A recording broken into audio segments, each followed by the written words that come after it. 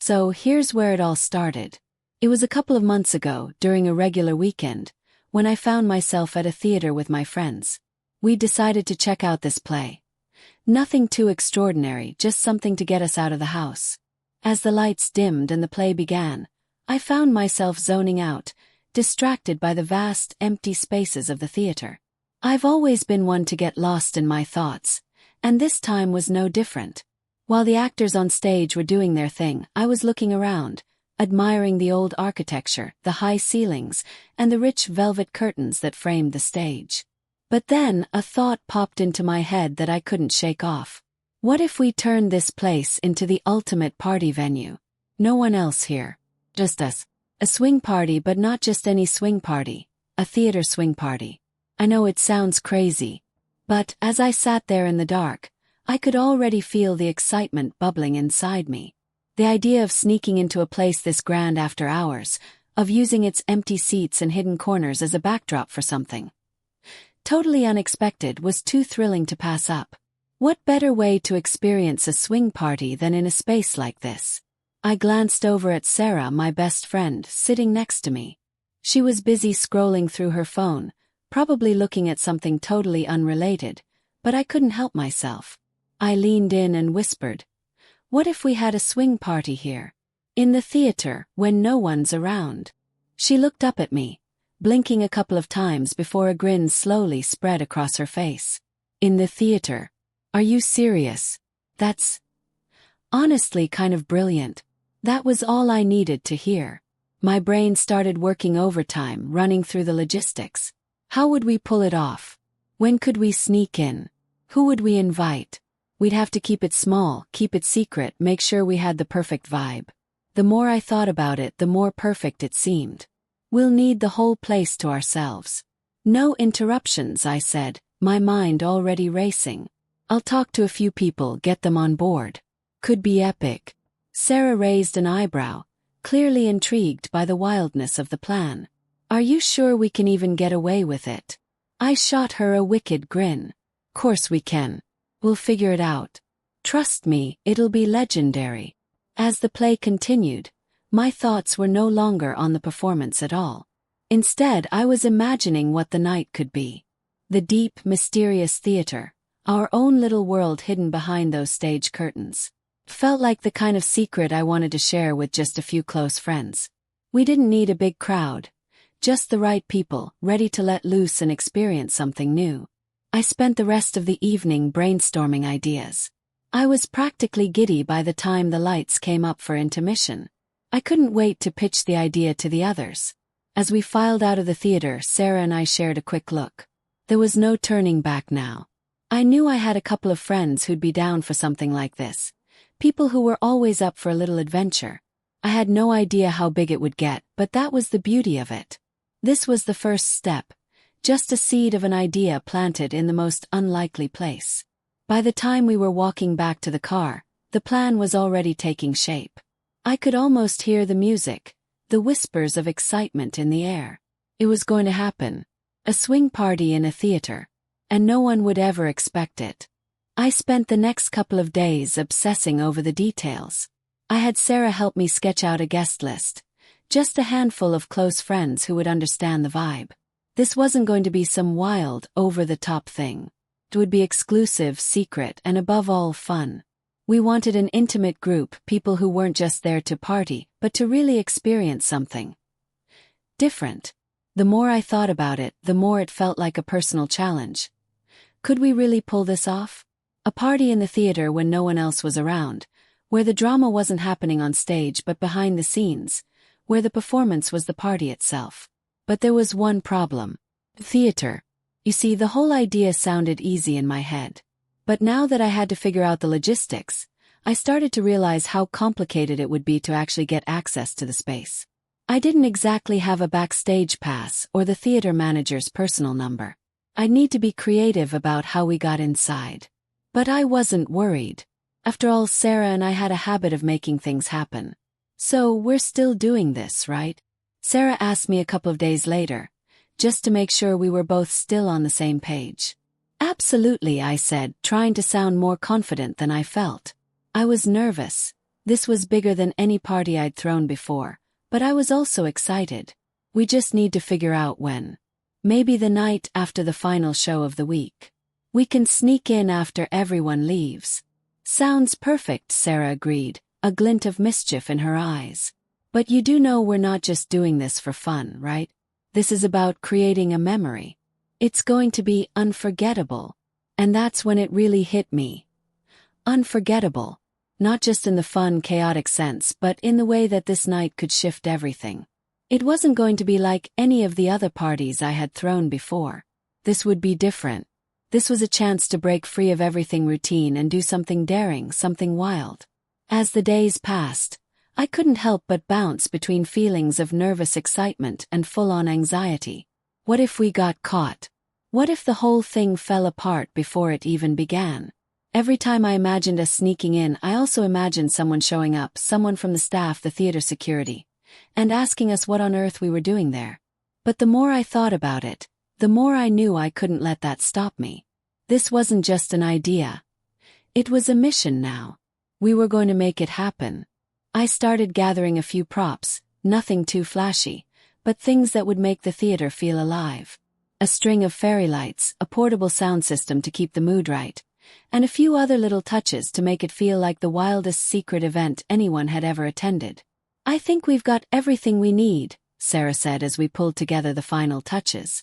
Just need to make sure we have our entrance and exit down. You know, in case we have to make a quick getaway. Quick getaway. That thought made my heart race even faster. What had I gotten us into? I had no idea if we'd even make it through the night without someone noticing we'd turned the theater into our own private little world. But that was the thrill of it. If we succeeded, it would be the ultimate story. The night finally came. We met up a little early to make sure everything was set. I felt a mix of adrenaline and nervous energy coursing through my veins.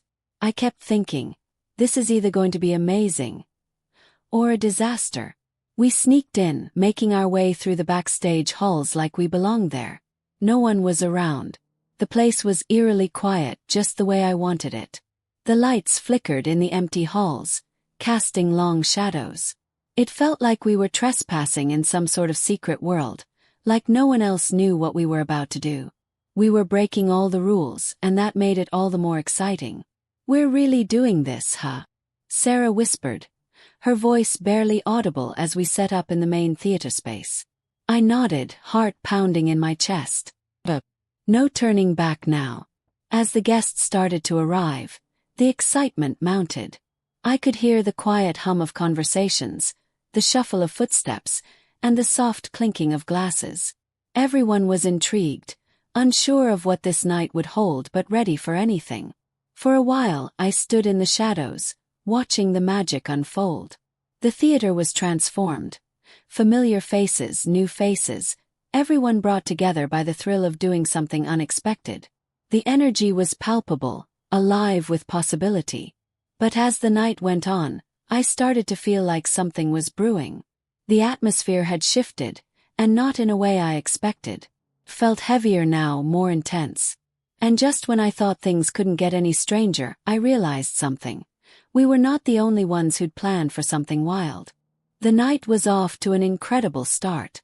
As soon as the first few guests arrived, it was clear that the atmosphere I'd hoped for was falling into place perfectly.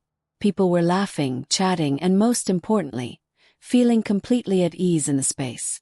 The theater, normally so structured and serious, had been transformed into a playground of freedom. Music floated through the air from the portable speakers, blending with the hushed whispers of excitement. There were no formalities, no rules, just the soft glow of the string lights and the thrill of doing something bold. I was buzzing. This was exactly what I had imagined. A sense of secrecy wrapped up in the energy of a live performance. Everyone felt like they were in on a secret. And that's when I realized just how different this was from any party I had thrown before. It wasn't about the noise or chaos, it was about the connection between people, the feeling of being alive in the moment. Sarah came up to me, her eyes wide with excitement as she swirled a glass of wine in her hand. This is insane. It's like we're in a movie, but better, she laughed, looking around the room. I grinned back at her. Told you. This is the best idea we've had in ages. The guests were mingling freely, some seated in the velvet theater chairs, others standing in little groups in the aisles. The soft glow of the stage lights cast an ethereal hue over everything, making the room feel magical. The atmosphere was warm, intimate, and spontaneous, exactly what we'd hoped for. For a brief moment, I allowed myself to revel in the success of it all.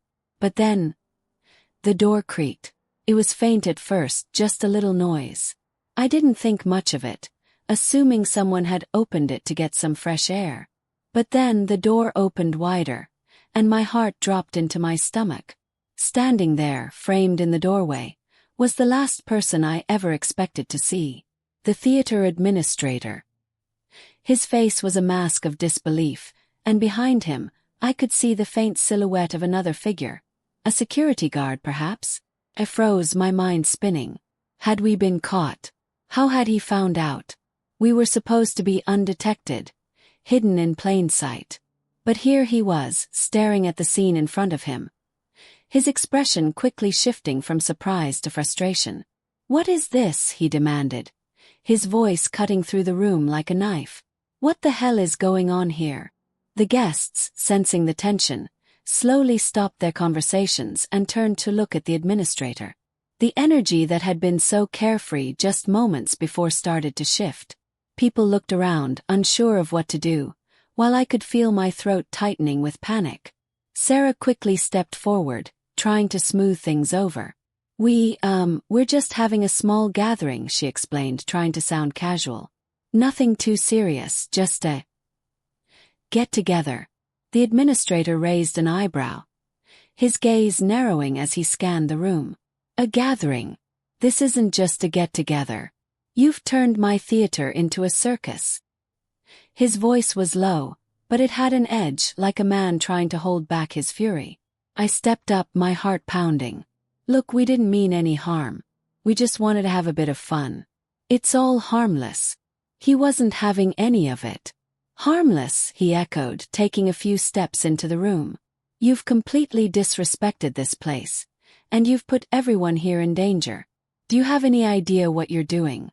You could be arrested for this. You're lucky I don't call the cops right now."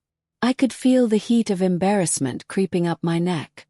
I thought we could get away with it, thought the whole thing would be a fun, wild memory. But now it felt like everything was falling apart in real time. But then, the most unexpected thing happened. The security guard, who had been standing by the door with his arms crossed, suddenly spoke up.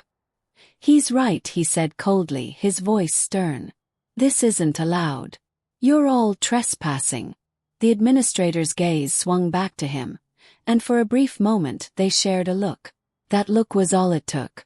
The gravity of the situation became clear to everyone in the room. My stomach churned as the words left his mouth. "I'm placing you all on a permanent blacklist. Every one of you. No one will be allowed to use this theater again." The word stung. I hadn't expected it to go this far. The adrenaline from the excitement of the night was suddenly replaced with cold dread. How could I have been so naive? The administrator's eyes swept over the room one last time before he turned, signaling to the security guard. "Let's go. I've had enough of this nonsense." And just like that they left. As quickly as they had come in, the two of them disappeared, leaving a room full of stunned faces and a silence that felt suffocating. I stood there, frozen for a moment, unable to speak. The whole night, the excitement, the thrill, it all seemed so hollow now. What had started as the most daring idea I'd ever had just come crashing down in a matter of minutes. Then, slowly, the room erupted into murmurs. People began to disperse, their conversations now filled with frustration and confusion. "What the hell just happened?" someone asked, their voice tinged with disbelief. I looked over at Sarah, who was as wide-eyed as I felt. "This is bad," she muttered. I couldn't find the words. I had just led everyone into a situation that had completely backfired. My mind was racing, replaying everything in my head. We'd been caught. We were blacklisted. This night, which was supposed to be unforgettable, would be remembered for all the wrong reasons. The aftermath was immediate, the impact hitting me harder than I ever imagined. As the guests trickled out of the theater, their faces filled with confusion, disbelief, and frustration, I stood there, completely frozen. Sarah was still by my side, her expression just as stunned as mine. "What do we do now?" she asked quietly, her voice trembling. I didn't have an answer. There was nothing to say. We had crossed a line, and now we were paying the price for it. Once the last person had left, I stood alone in the center of the theater, the echo of footsteps slowly fading as I stared at the empty seats. Everything felt different now, as though the magic of the night had been sucked away in an instant, replaced by an unbearable weight of regret. My shoulders slumped under the realization of what we had done. We had ruined everything. I had no idea how long I stood there. Time felt like it had stopped, but finally Sarah walked up to me, her voice soft but firm. "We need to leave. Before someone calls the cops." I nodded, my body moving on autopilot as I followed her out of the theater. The cool night air hit me like a slap in the face, but it didn't bring any relief. My mind was still reeling. How had everything spiraled out of control so quickly? 1 minute, I had been basking in the excitement of pulling off a crazy idea. The next minute, I was blacklisted from the place I'd considered a second home. The drive home felt like the longest one of my life. I didn't say much, my thoughts too tangled to articulate. I felt sick to my stomach, a deep pit of dread sitting heavily in my chest. The thrill had worn off. It had been replaced with a crushing realization that I'd made a huge mistake. The embarrassment, the shame, it was suffocating. I was starting to think this might be one of those moments I'd never be able to undo. When we finally got to my apartment, I sat down on the couch, staring at nothing. Sarah sat beside me, her silence more deafening than any words she could have said. She had been with me every step of the way, but even she knew there was no way to make this better. "You know this is the worst thing I've ever done, right?" I said quietly, my voice barely a whisper. "I thought it would be fun. I thought it would be a memory we could laugh about. But now, I don't even know who I am anymore. What was I thinking?" Sarah reached out, her hand resting gently on mine. "You were just looking for something more. Get it? But this," she paused, searching for the right words. "This wasn't it." I felt a tear slip down my cheek, and before I knew it, my whole body was shaking. The weight of what had happened finally hit me. It wasn't just about the party or getting caught. It was about the consequences, the damage. I had dragged everyone into this mess, and now it felt like it was all falling apart. "I'm so sorry," I sobbed, my voice cracking. "I never meant for this to happen. I never thought it would get this bad. I just wanted to have one night. One night of something different." Sarah was quiet for a long time, and for a moment, I thought maybe she had nothing left to say to me. But then she spoke, her voice gentle but firm. "You need to make things right for yourself, for everyone. And that means facing up to what happened. But this city, this place, it's too small for you now. Maybe it's time for a change." I turned to her, eyes wide, my breath still shaky from the tears. "What do you mean?" "You're suffocating here," she said softly. "You're not the person you were before this. And no matter how much you try to fix it, you can't erase what happened. Maybe you need to start over somewhere else. Somewhere new." A wave of realization hit me as her words sunk in. She was right. I couldn't stay here. Not after everything. The shame, the way I felt like I'd broken something irreparable. It wasn't just about the theater anymore. It was about the life I had built here, and how it was impossible to go back to it after what had happened. "I need to go," I whispered, my voice small. "I need to leave." Sarah squeezed my hand. "Then go. You deserve a fresh start. Don't carry this with you." And that's how I ended up here in this new city, sitting in an unfamiliar apartment, trying to make sense of everything. I've been here for a couple of weeks now, and I still don't have it all figured out. But what I do know is that I can't keep running from my mistakes. Moving to a new city was the only way to make peace with myself, to leave everything behind. At least physically anyway. I still think about that night, and I probably always will. But I also know that I can't let it define me forever. This city may be a fresh start, but I'll carry the lessons with me. And one day maybe I'll laugh about it. But for now I'm just trying to rebuild.